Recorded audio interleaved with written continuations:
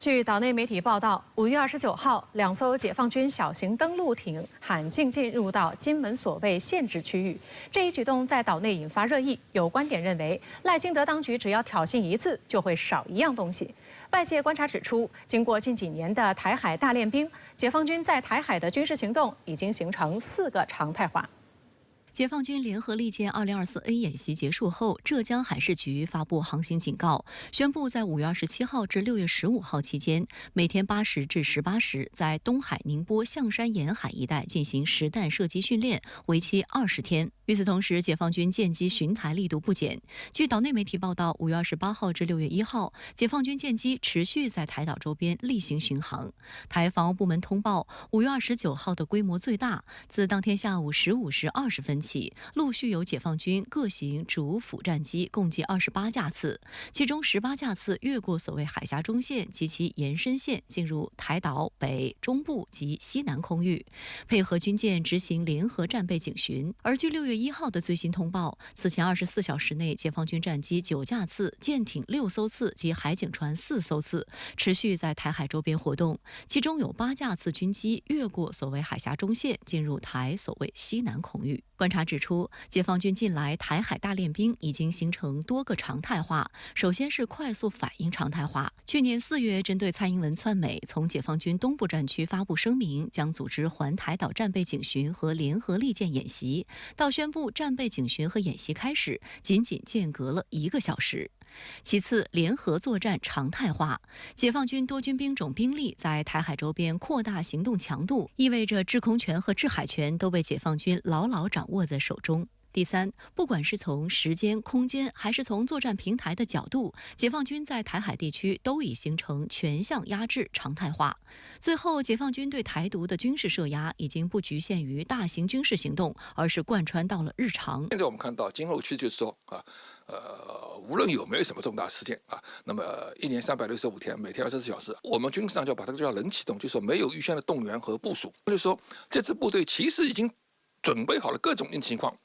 只要需要一声令下，马上就可以进入状态。另据台湾联合报等岛内媒体报道，台海巡部门6月1号宣称，解放军2艘陆军补给船 KD161和 KD162于5月29号上午9时许进入到金门以南所谓限制海域约40分钟，金门海巡部门随即前往应对，并通令战备部队加强戒备。不过，对于台海巡部门补给船的说法，岛内退役少将厉正杰认为，简直大错特错。从外形看，明显就是登陆艇，因为这种船不可能停靠于一般码头。说人家叫补给船，怎么会是补给船呢？我跟各位讲，这种登陆艇长得样，它不可能一般补给来用，这就是这个放大的船。大家特别注意一下这条船我们仔细看一下，它这边有2门是。左右2边各有2挺的这个重机枪，这个是重机枪了，还不是到火炮。重机枪在这边，那前面这个是挡板，把门打下来以后，它里面的人员就可以下来，它只能在沙滩上面来做人员的这个上卸或下载。有岛内军事专家从装备角度进行分析，指出，解放军2栖作战舰艇种类很多，包括登陆舰、登陆艇、运输舰、2栖攻击舰、2栖指挥舰、2栖货船等。其中071大型船坞登陆舰的排水量约2万吨。东部战区近日发布的粤海杀器系列海报中就包含这款装备。而此次2艘登陆艇属于豫南级的小型多功能登陆艇，可搭载物资200吨，坦克5辆，车辆8辆，艇上搭载614式25毫米双管火炮4门。由于服役时间已超数十年，加上吨位小，目前豫南级一般用于在内河及海岸区域执行运输任务。台湾退役少将厉正杰认为，如果解放军实施登陆作战，这么一款登陆艇对于金门周边一些小岛1艘就已经足够。大家注意到，这张是我们陆战队自己的相片。那各位要看到，除了这个步兵下来以外，后面来讲，这边有一部车辆。那解放军这种为什么叫2栖登陆艇呢？它上面可以带一辆战车，然后同时也可以装载步兵。那我特别强调的是，这次来讲的话，它有2艘。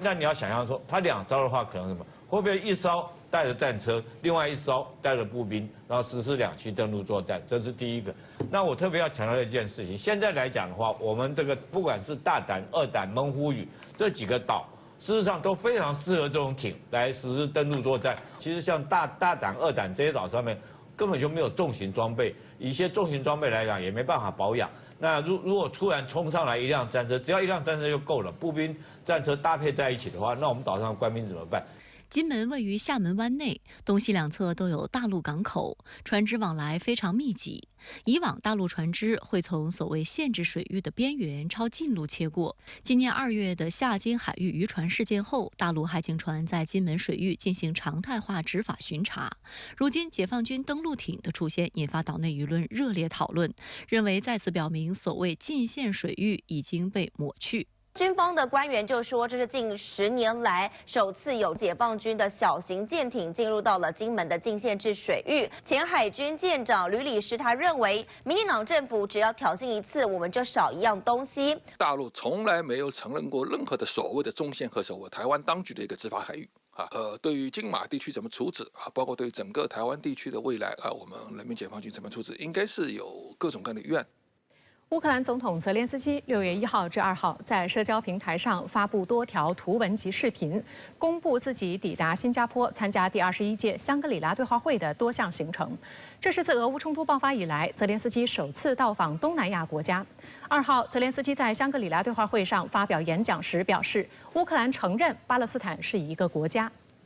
泽连斯基在演讲时表示，乌克兰承认以色列和巴勒斯坦2个国家，并将尽一切努力让以色列停下来。此前，泽连斯基一再抱怨巴以冲突分散了国际社会的注意力，并将美国援助的重点从乌克兰转移到加沙地带。Ukraine recognizes 2 states, Israel and Palestine, and it will do everything for Israel to stop, to end this conflict so that civilians do not suffer. 泽连斯基当地时间6月1号抵达新加坡，2号在香格里拉对话会上发表演讲。期间，他在社交平台上发布多条图文及视频，公布他与新加坡、印度尼西亚、美国及东帝汶多名政要及官员会晤，继续呼吁支持乌克兰。他说，与美国防长奥斯汀举行会谈时，双方讨论了加强乌防空系统、对乌军事援助以及双边安全协议准备等方面的议题。同一天，泽连斯基还与美国众议院外交事务委员会代表团进行了会晤，讨论进一步援助乌克兰问题。据彭博社此前报道，瑞士将于6月15号至16号举办首届乌克兰和平峰会，但俄罗斯不在受邀之列。美国总统拜登则计划不参加此次峰会活动。俄罗斯总统新闻秘书克里姆林宫发言人佩斯科夫表示，没有俄方参加的这一峰会是荒谬的。另据俄新社等媒体报道，就俄乌谈判一事，普京5月24号在访问白俄罗斯期间举行的一场记者会上称，俄方从未放弃谈判进程，是乌克兰方面表示谈判终止。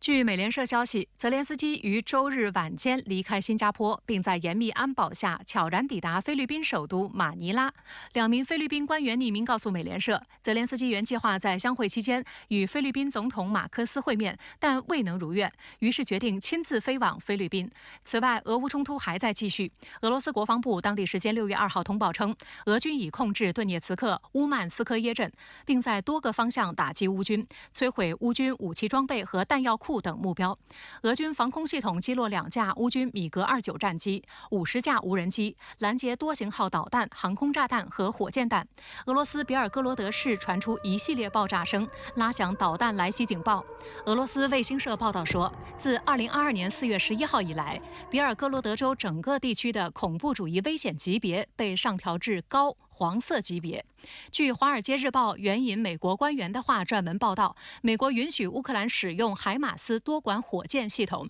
GPS 半主动惯性制导多管火箭系统和火炮打击俄罗斯领土。据报道，5月31号，美国总统拜登给予乌克兰有限许可，允许其向俄罗斯境内靠近哈尔科夫地区边界的目标发射美制武器，但仍保留禁止使用 ATACMS 战役战术导弹和其他远远程打击武器的禁令。另据俄罗斯记者在 Telegram 上发布消息称，俄罗斯陆军防空人员在别尔哥罗德地区上空摧毁了10多枚导弹。乌克兰尚未对此发表评论。同一天，乌克兰最大的能源集团之一 DTEK 在其官方社交平台上发布消息称，遭俄罗斯袭击后，乌能源系统的困难局面仍在继续，因此基辅市、基辅州、敖德萨州、蒂涅博罗彼得罗夫斯克州等地正在实施紧急停电举措。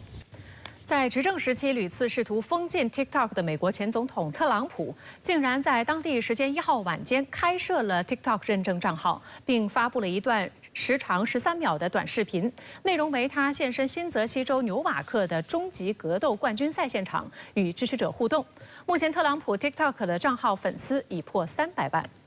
The president is now on TikTok. It's my honor.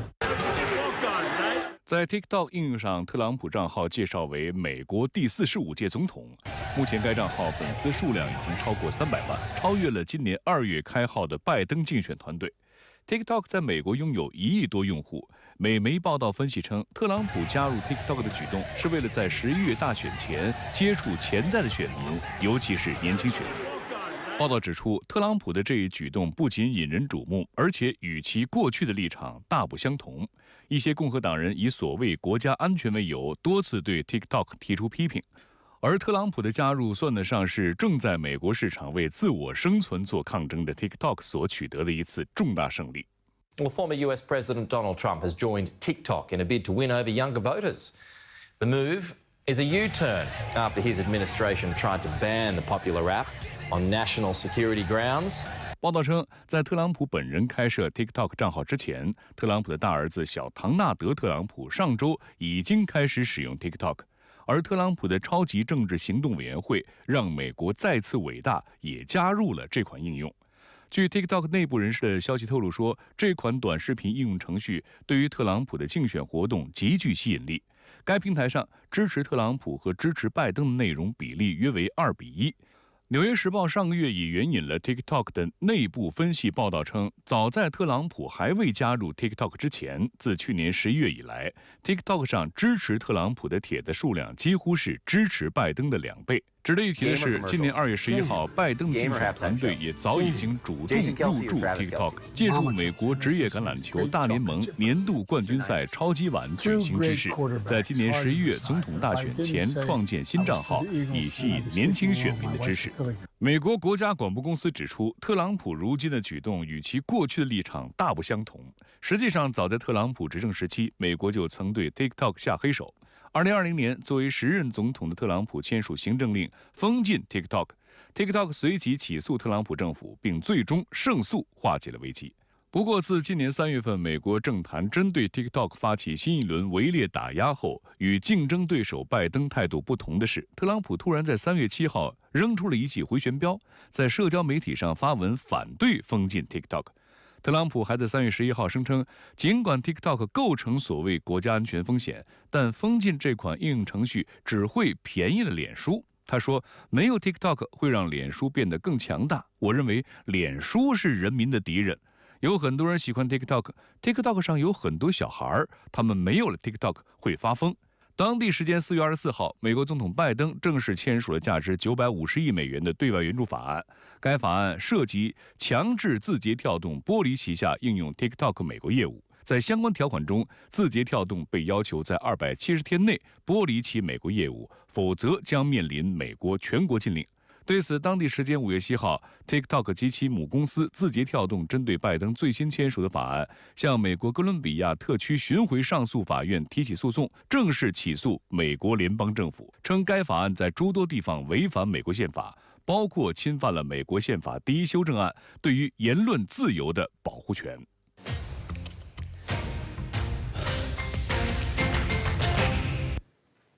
正午短评热点直说。特朗普加入 TikTok 才1天，粉丝数量就超越了拜登。这里有特朗普原本就比拜登更擅长使用社交媒体的因素，但另一个重要因素就是拜登签署了强制 TikTok 出售法案，引发了用户的广泛不满，而特朗普改变立场出面反对。当然，特朗普入驻的时机也很微妙。就在他被判有罪、支持率出现下滑之际，可见入驻 TikTok 是反击的重要一步。那么对于 TikTok 本身来说呢，特朗普的入驻除了带来更多的关注度和话题性之外，更重要的是使 TikTok 在美国赢得上诉，避免被强制关闭的可能性增加了。可见对美国政客的威胁，关键还要靠自身的实力说话。TikTok 在美国1亿用户就是重要筹码。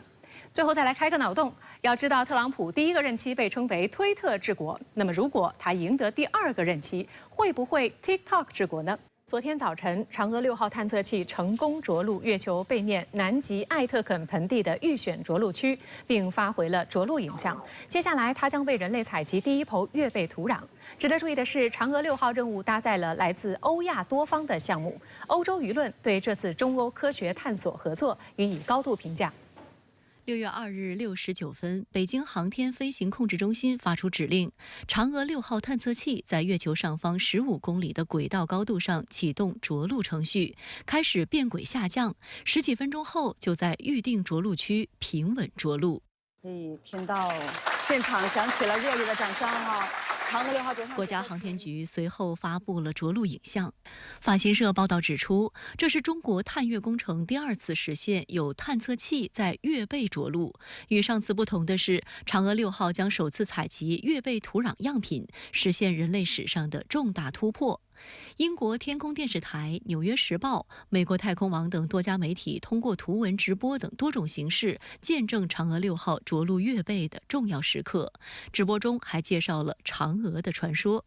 自5月3号起，嫦娥6号的任务周期长达53天。登陆成功后，将采集月球背面的土壤和岩石样品，预计2天内完成。法国国际广播电台在报道中指出，嫦娥6号探测器的着陆区是太阳系最大的陨石撞击坑之一，因此在这一区域采集的样品价值更高。根据计划，探测器将使用2种方式搜集样本：一是以钻头在地表下搜集，2是用机械手臂从地表抓取样本。美国有线电视新闻网、英国路透社和独立报等多家外媒都在报道中强调，探索月球背面的任务更具挑战性。北京航空航天大学航空专家、航空知识主编王亚楠对深圳卫视记者表示，由于月球公转和自转时间同步，加上被地球潮汐锁定，强大的地球引力让月球总是一面朝向地球，地球上的人无法看见月球的背面，堪称秘境中的秘境。想要获得相关信息，必须飞到月球背面，但信号传输与飞行路线都是世界级难题。人类上次获得这一区域的照片还是在2010年12月，由美国国家航空航天局使用月球勘测轨道器所拍摄。中国科学家这次获得的资料更加珍贵。如果探测器要在月背完成软着陆的话，必须要建立一个有效的通讯中继，因为从地球上发射的所有的无线电波都会被月球所遮挡，要保证通讯的畅通，这是一个难点。另外一个难点呢，就是探测器由于在月球的背面，我们无法直视，这就要求探测器必须有相当先进的自主控制系统，实时的调整自己的姿态和轨迹。这也是为什么在月面进行软着陆本就已经很困难的情况下呢，我们在推想到月背的着陆就会变得极为艰难。深圳卫视注意到，嫦娥6号成为国际合作的平台，这是它受到外媒高度关注的另外一个原因。据悉，嫦娥6号任务与其他4个国家或机构合作，分别是法国、欧洲航天局、意大利和巴基斯坦。各参与方既可以搭载各自的科学载荷开展自己的科学实验项目，还可以借助中国的探测器实现各自卫星项目的成功落月，为后续的科学探测工作提供重要支持。And so, from our perspective, it's not competition. Those missions can be complementary as well. And sharing the results and everything. Yes, as we saw today, all the teams that are built up work together, and results eventually are distributed to the whole scientific community. 嫦娥6号的总重量高达8.2吨，超过了神舟飞船。而法国其中携带了自行研发的氡气探测仪载荷，就分配了25公斤重量。法国科学家认为，这标志着法国航天首次执行登月任务，首次参与了月球科研，实现法国的航天梦想。But in the end, I think it was a very successful collaboration, and We really thought of this project as a France and Chinese scientific project from the beginning. I think it was a very I'm quite proud of having taken this decision early on in this project.